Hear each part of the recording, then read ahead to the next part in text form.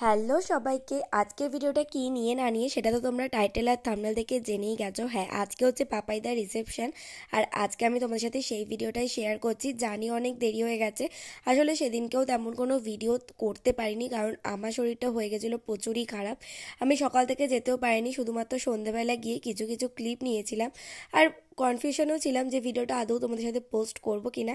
তারপর ভাবলাম যে পোস্ট করেই দিই, যেহেতু এতগুলো ক্লিপ অলরেডি আছে। যাই হোক, সেদিনকে আমরা গেছিলাম অনেকটাই রাত করে, দুজনে মিলে রেডি হয়ে। চিন্টু যদিও সকাল থেকেই ছিল। গিয়ে দেখি এখানে গ্রুম আর ব্রাইড মিলে এখানে বাজি ফাটাচ্ছে, যদিও বাজিটা না সাকসেসফুলি ফাটেনি, কারণ এতটাই ঠান্ডা ছিল। বাজিটা ঠিক করে যে ফাটবে এটা আমরা আশাও করিনি, কারণ দুটো কটা বাজি ফাটার পরই না বাজিটা কেমন একটা ধোয়া ধোয়া বেরোচ্ছিল, তাই আমরা সবাই খুবই ভয় পেয়ে গেছিলাম। আচ্ছা, সেখান থেকে কিন্তু আমরা চলে গেছিলাম বউ দেখতে। বউ তো আগেই দেখা হয়ে গেছে আমাদের, বাইরে বাজি ফাটাচ্ছিল।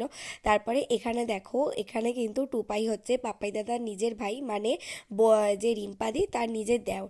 এখানে সে ফটোগ্রাফি করছে, সেটা যদিও শুধুমাত্র এই কয়েকজনের জন্যই, মানে এমনি আর কি একটা দুটো ফটোও তুলে দিচ্ছিল।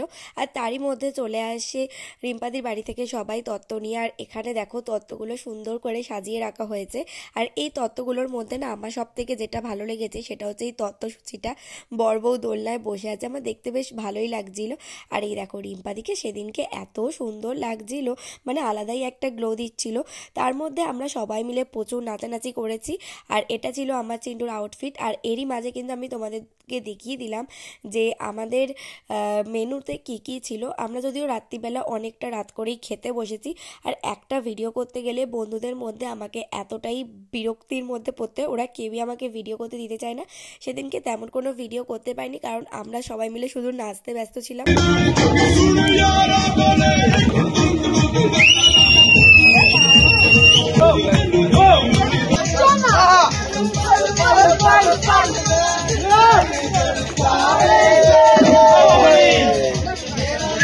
হবে না, ভিডিও হচ্ছে।